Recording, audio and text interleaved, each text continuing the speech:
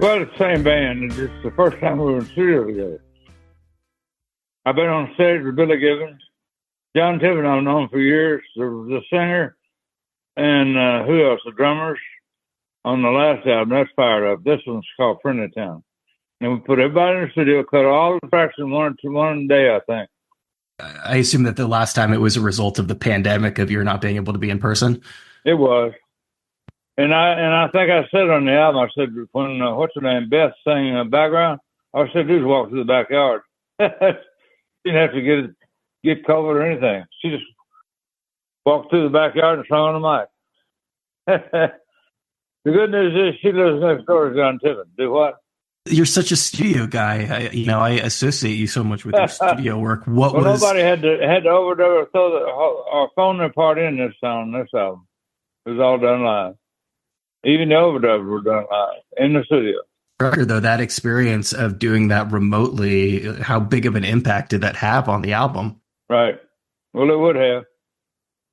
And I think Billy did. Billy Gibbons came back in after we cut the tracks and overdubbed on 8 or 9 songs the same day, one day. He's quick. Thought it was one take. He's so good. It just blows my mind how good he is. He was on stage with me on my 80th birthday. Now I'll be 83 next month. It's incredible that you're still able to do this and you're still touring this. Right. It's great. And the only one that sent their part in was Brian May, I think. The single that's out there now called Too Much Stress. He sent it from England. He did all his stuff over in England and sent it to us. So here's the deal on that song. So John called him and said, "Hey, man, I hadn't heard from you in about a month and a half." He said, "I know, man." He started singing the song. He said, "I apologize. There's been too much stress." And John says, "That's your song right there." He's just like me. He writes like I do. He's pretty good. He's not pretty good. He's real good. I'm not talking about me. I'm talking about John Tibbin. Sorry. How would you describe your own writing process? It's okay. It's all right. You've done pretty well for yourself, Steve. It's all right. That cake, how'd you like the cake? It's all right. He always says that. How'd you like the sushi? It's all right. It can go either way, all right. It can either be bad or good. It doesn't matter. He ate it anyway. So my writing is all right. Well, I've been lucky than most guys. Most guys, I do a lot of golf tournaments and stuff where they have celebrities come. Most of those guys have they're one-hit wonders. I've had 6 number 1 records, 16 top 10s and 6 number 1s. I guess that's good. I don't know if it is or not, but it sounds good. They were introduced to me one time. I said, "Damn, I got to meet that guy." And the audience laughed their butts off. So I thought that was pretty funny. So you said that your writing style is similar. It sounds like from the standpoint of, I guess, just being influenced by what's happening in the moment. Yeah, it's all over the place. It just depends on the artist I'm writing with. And the same thing with guitar playing. They made me a guitar player. I said, "I'm not a guitar player. I've been using it as a tool." If it called for baseball bats, I'd be using a baseball bat. But now they call for guitar. They wanted a guitar player. And so most of the guys said, "How come there's only one guitar on most of the records?" I said, "Well, we can afford 2 guitars. That's why." At Stax, we couldn't. They could barely afford me, let alone anything. They had to pay me twice. They had to pay me for sessions and a salary. That didn't go down well with Jim Stewart, but he wasn't tight with his money. He was tight with his money when he had to be. Otherwise, he was the most honest guy in the record business. He'd sit up all night long doing everybody's royalties, make sure they got, not trying to figure it out, it just make sure everybody got every penny they had coming to them. A lot of guys stay up all night long too, but they stay up to cheat people. Don't write that in the article. You could write about Jim Stewart, don't write about the cheating. They don't cheat. They just do what they got to do. I get the sense that with Stax specifically, that you had a lot of control over things. I mean, you were doing A&R, you were doing production. I did, yeah. At one time, I had a lot of control of the whole company. Even though Jim was in charge as the president, I still had a lot of stuff going. So I asked one time, I said, "Jim, can you give me a raise?" He said, "Yeah." He said, "What do you want to be?" I said, "On the second floor." So he gave me an office on the second floor and took away my stick. when I say he took away my stick, it took away all my power. So I couldn't call the shots anymore. And that's when we started having ups and downs. And we had a lot of hit records, but we had some flop too. So it didn't matter.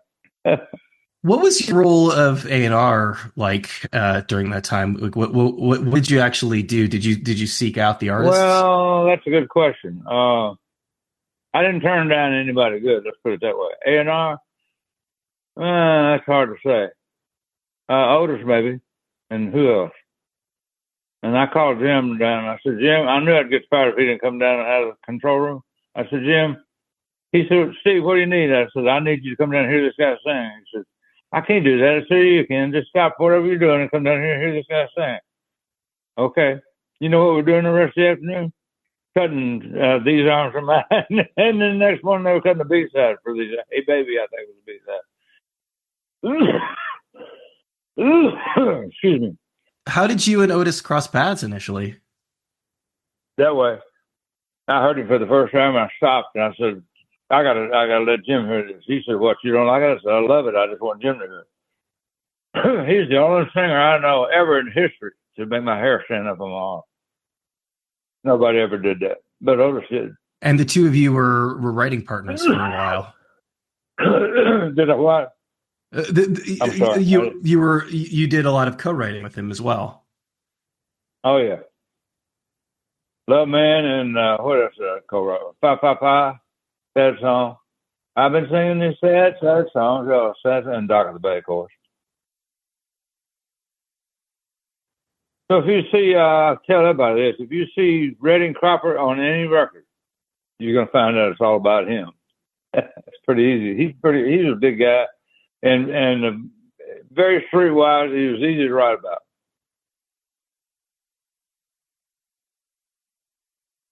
And he write his own. He had his own dictionary of soul. We put it in an album called Dictionary of Soul. On the back of that album is some of the things he used to say, like ooh-wee and that kind of stuff. And pretty little thing like your candle, not candle, but candle. Mama sure hard to handle now, yes, sir. And that's the way he said handle. He didn't say handle, he said handle. Pretty little thing, let me light your candle. Mama sure hard to handle now, yes, sir. And yet, da-da-da-da, bump city. I did that one too. Most people don't know because my name's not on the producer. I did the Tower Power album at one time, and that was fun. I know how. Go ahead. I was going to say I know how we mixed it, and one of the engineers, we sent that tape off, and the guys at Warner Brothers said, "Man, that is the cleanest damn album we've ever heard." They didn't know we were using Allison Research noise gates. We had 4 of them tied into the system. They sent them to us, and we put them in there, and it worked. So when the horns come on, they come on immediately. You know, and they're silent until they come on. Still room sound noise. That's the old record style. So we were one of the first with that, I guess, with noise gates. It strikes me that there's a certain level of, I don't know if modesty is the right. They make them anymore. I'm sure they're out of business, but I didn't check on them for years. They got different stuff now does noise gates. And I think MXR did one during that time. And they were their competitor, but it didn't matter. They were mainly pedals for Allison Research did stuff for studios, for mixers. And MXR did stuff for guitar players and bass players and all, and piano players. They were foot switch stuff that you could incorporate into your sound. For stage, I think Allison Research did stuff for the studio. They were just a little more sophisticated in their wiring, I think. Maybe I'm wrong. I don't know. That's my analysis of it. Between the songwriting, you know, and it sounds like, and understandably so, in the case of somebody like Otis Redding, that you really let him take the lead, but that you're fine, sort of taking a back seat, you know, or not necessarily having your name on a piece of music, or even on this new record. You know, you're a great guitar player, but you're bringing other guitar players in to play on the album. I am, and other drummers, but I've always done that all my life. Excuse me. I've always taken a back seat on stuff. And it's just a natural way for me to think. And they say, he's so modest. I said, no, I'm not. That's just my nature. Deep inside, I'm really digging what I'm doing, or I wouldn't put it out there. But I think songwriting has become a lot easier than it used to be. You don't need as much as you used to. Or you either need more or less, one or the other. It used to be two verses, a bridge, and a verse. Now it's either two verses or no bridge, and that's it. And then the rest is all just kind of groove and music. So I've written 12 songs. How many did I write on this album? About 15, I think, for the whole album. And I've got unrecorded, or two of them have been recorded and unreleased. I wrote 12 songs with Aaron Sparling. Not Aaron Spelling, Aaron Sparling. And we're still writing. That's good. And I've written about enough for an album with Steve Cook, bass player. He just lost his wife last week. Damn it. To breast cancer. She had breast cancer, but she had a bad reaction to chemo. And they lost her. It was almost like getting COVID. So my wife says the hospital killed her. No, they didn't. They wouldn't do that. But I'm not going to tell her that. If I do, I'd just ensue in an argument. Women are going to win no matter what. So I hope they win on this album. So far, so good on the Brian May thing. I hope they like Billy Gibbons as much as they do Brian. That, I think, speaks to your willingness to take a back seat on things. But I did on this album. I got Brian May on it and Billy Gibbons, and I just played a little rhythm. That's all I did. Yeah. Wrote most of the songs. Most of the grooves are mine. So, they are what they are. The lyrics are theirs. The grooves are mine. I think people comment on it because, especially in a business like the music business, it's refreshing. And, you deal with a lot of egos, as I'm sure that you've dealt with a lot of egos over the years. And that's the kind of thing that, that causes conflicts. And that's the kind of thing that breaks up bands. But I think a testament to your collaboration and ability to work with people is how much you end up working with the same people over and over again over the years. Right. I hope so, anyway. So I've had other people outside that say, man, your ego's in the way. I said, that's kind of hard. I don't even have one. I check mine at the door when I walk in. But some artists, they have such a big ego, it fills the room before they walk in. Fills us outside, too. Oh, they're so stuck on their circus. And then I noticed in L.A., some of them will send scat singers they don't show up until it's time to sing. And I don't blame them for that. I'm not knocking them for it. I just think it's weird. They should be there for the whole process. So they feel the same thing the musicians feel. That's why most of the shows are so big and Stax so big, because the musicians were in it just like they were. Tom Dowd found that out. He started giving everybody, all the musicians, a set of lyrics. They could sing along as then they would know what they were playing about. I always know what I'm playing about. I like to hear the song first and then play it. So I have a subject matter. If I had the lyrics, maybe, I don't know. I don't do it lyric by lyric. I just do it idea by idea. I like titles that write themselves. You say a title of mine and you can make up your own song. It doesn't matter. It is what it is. It's always struck me how people, especially and obviously you've done quite a bit of instrumental music over the years, especially with the MGs. It seems like choosing titles for an instrumental is kind of a crapshoot. It is. And with Booker T and the MGs, a lot of people didn't know this. Everything was marked as a track. Track 1, track 2, track 3, track 4. Then we name everything when we mix it. What does that sound like? Well, that sounds like, I remember when one was Booker. He said he wanted to name one of our songs Tail Pushers. I said, Booker, they're not even style anymore. That was 10 years ago. Now they're called Hip Hugger. He said, yeah, Hip Hugger. That's what I meant.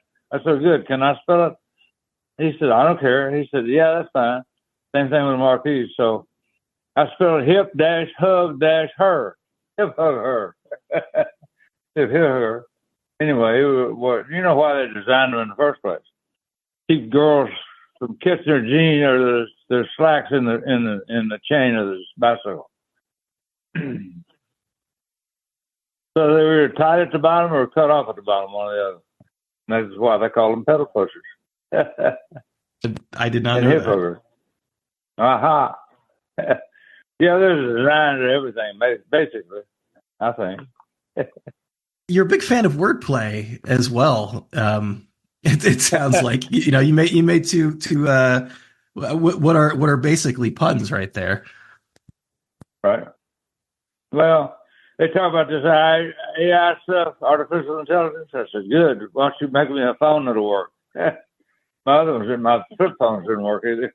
It's good. I mean, they work better than this new phone. This new iPhone doesn't work at all. Intelligent phone, yeah, that's what it's supposed to be. It works sometimes when it's laying down by itself. It works great. When you touch it, it's all over the place. When I touch it, I got electricity in my hand.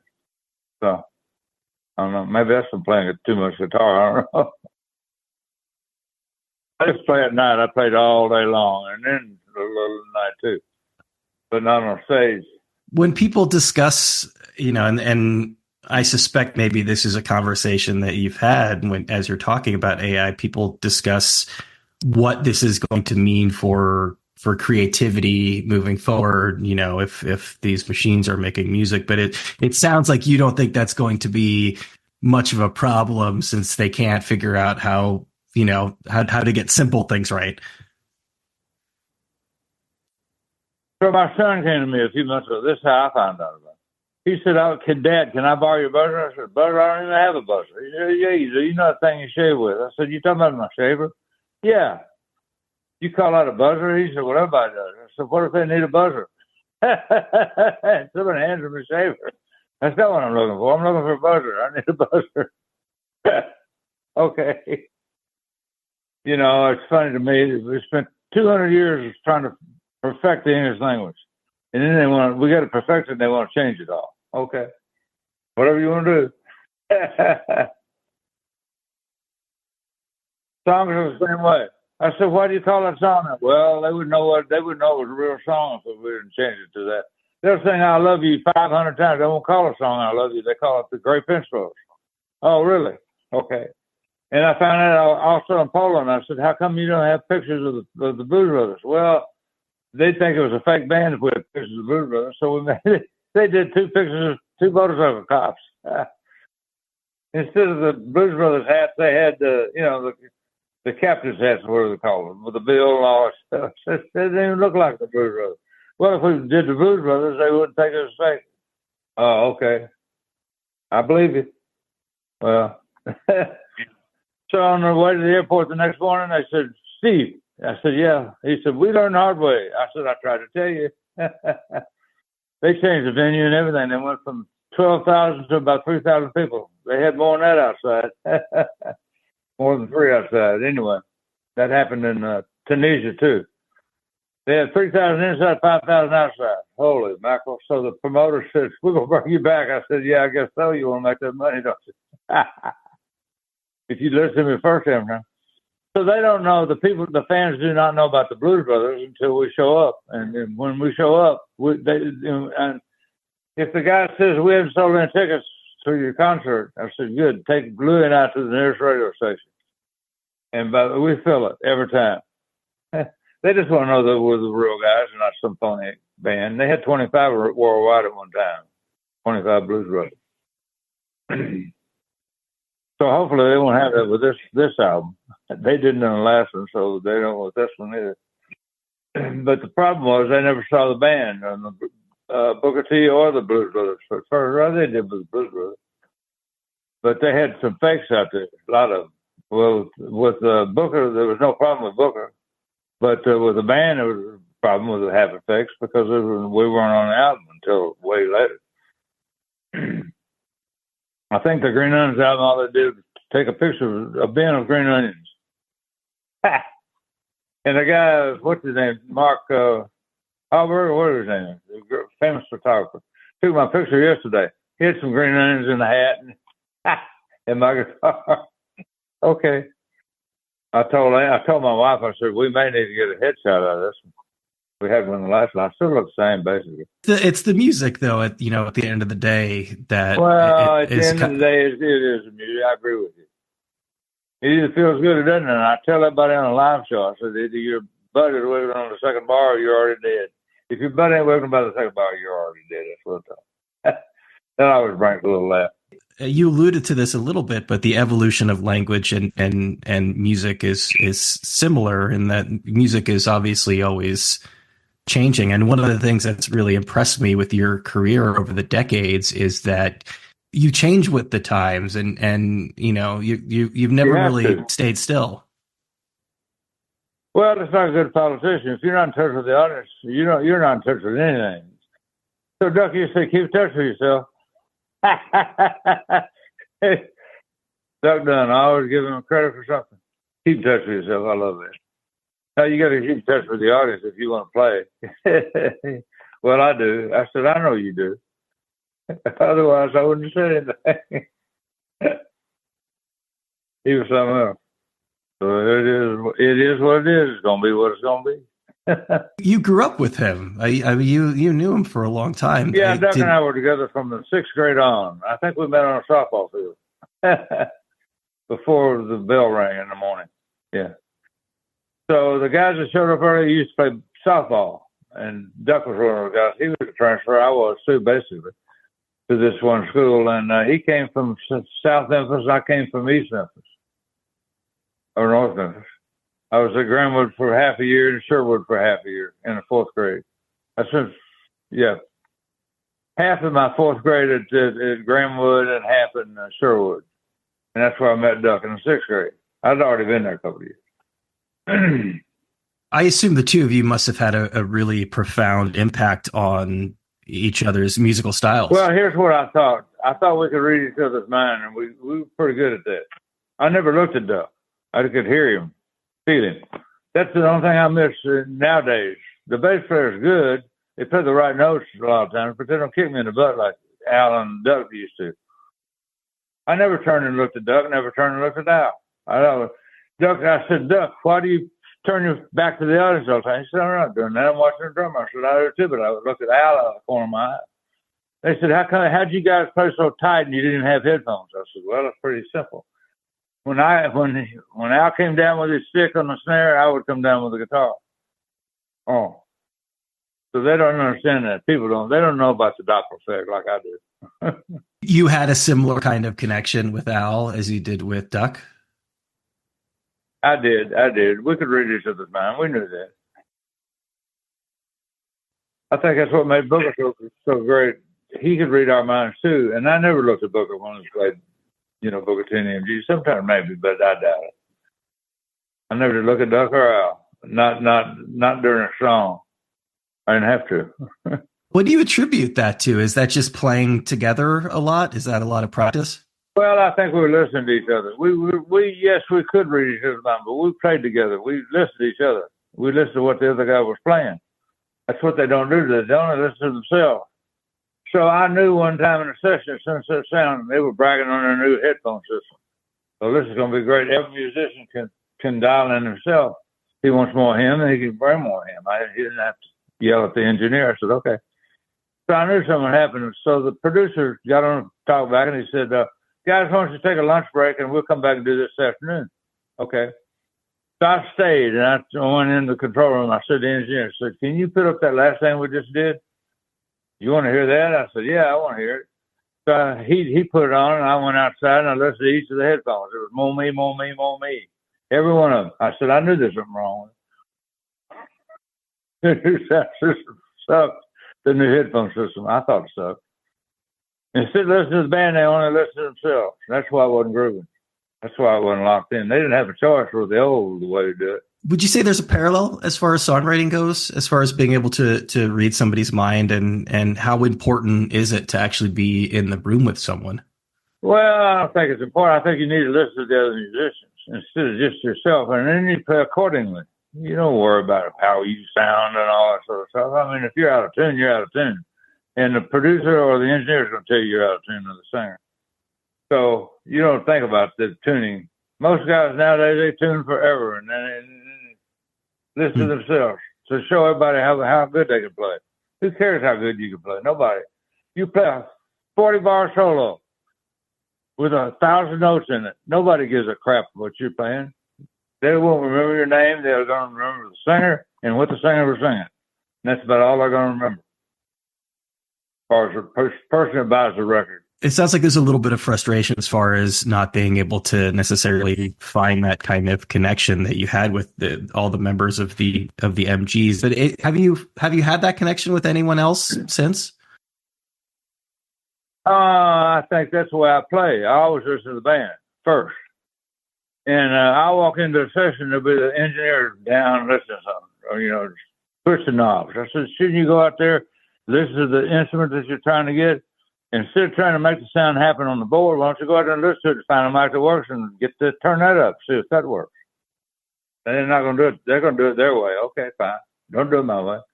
I've only been doing this for 40 years, so don't worry about me. But they are, and they make some good records. So I'm not going to knock that. If they didn't make good records, I would do. There's a lot of crap on the radio today because the disc jockeys don't know what they're doing either. Neither do the programmers. They don't know what they're doing. But they just throw darts at the board, and wherever it sticks, that's where you play next. That's the way producers or promoters used to do in the years. They just get a handful of darts, throw them against the map, and wherever it sticks, that's where you play next. Ding, ding, dong. I said, no, I can't do this no more. That's what I told the Rose Brothers in Europe. I said, if you can't book yourself in the United States, you don't need me. And so the promoter came, the European promoter said, Steve, I can't book this band without you. I said, fine, then you got the wrong damn band. They don't know how I operate. You do now. And that's the way I've always operated. It's not about me. It's about the whole band. There's a little bit of soul, I would say, that's lost when everybody's kind of operating on their own. just a tiny bit. Just a touch of soul. Touch, as we would say. Yeah. Yeah, well, this time you got Billy Gibbons and myself. He's a strong man, too. Billy's always been a friend of mine outside the guitar world. Now we're friends in the studio as well, and on stage, so we've done both. I get the sense that you felt going into it, though, that he was somebody that even having not played with in that way, you'd be able to connect to. I just want Billy does something I don't do. He can play two parts at the same time. I can't, in soul. And I play one part at a time, and when it comes to time for solo, I can do that. He doesn't play behind himself when he solos. He might on stage, but he didn't in the session. So I couldn't understand on stage, and I'm sure nobody could, how three pieces could make that much music. Now I know. I think I do. So if I play with Billy and the ZZ Top, it'd be like four guitar players. It's one guitar player, bass player, and a drummer. I knew Rusty pretty well, too. Frank, I never did really know Frank all that well, the drummer. I didn't know him all that well, but I knew Rusty pretty well. I think his name was Rusty. Rusty or Dusty? I still know him pretty well. I can't even know his name right now. I think it was Rusty. You weren't that close, it sounds like. You feel... Are you still learning on the guitar? You damn right. Every day of my life I'm learning. I never know how to play one. I'm learning now. They want me to be a guitar player. I'm not a guitar player. You know what I'm saying? I'm a record producer. And an engineer and a writer and all that shit. And I play sessions, but I'm not a guitar player. I don't know what it means. It just means I'm not as good as they say I am. Even though I'm on a list of top 100 and the United States and all that, I don't care. I don't give anything about that. So here's where I got in trouble. Steve Crawford definitely got in trouble one time. They said, "You're here with Tom Jones. What's it like playing the Royal Albert Hall?" It's just another venue. So I shouldn't have said that. Just another venue. Not the Royal Albert Hall. I forgot it was their sacred religion. I mean, the Royal Albert Hall to the Englishman is like going to church. That's the way Stax used to be to me. It's like going to church or something. Maybe what you're getting at there is there's a point in which humbleness can actually kind of get you in trouble. That time it did. I should have never said that. And if I could erase it, I would. Is there one thing you said in your life you'd like to get rid of? Yeah, that one about that brawl out. That's pretty good. If that's the worst thing you've said, I think you're doing pretty well. If somebody said that, smack them in the mouth. Well, I've done pretty good so far, but I'll tell you that was a low life of my life. And so I go back to get my guitar and stuff, and I'm cleaning up. So Tom Jones, he's getting stuff. I said, Sir Tom, what are you doing? He said, Sir Tom, wait a minute. Well, he said, you're the first guy today to call me sir anything all week. I said, Tom, I know you were knighted. He said, yeah, but I was. He said, but over here you think they call me Sir Tom. He said, they don't. Now you call me Sir Tom. Okay, it is what it is.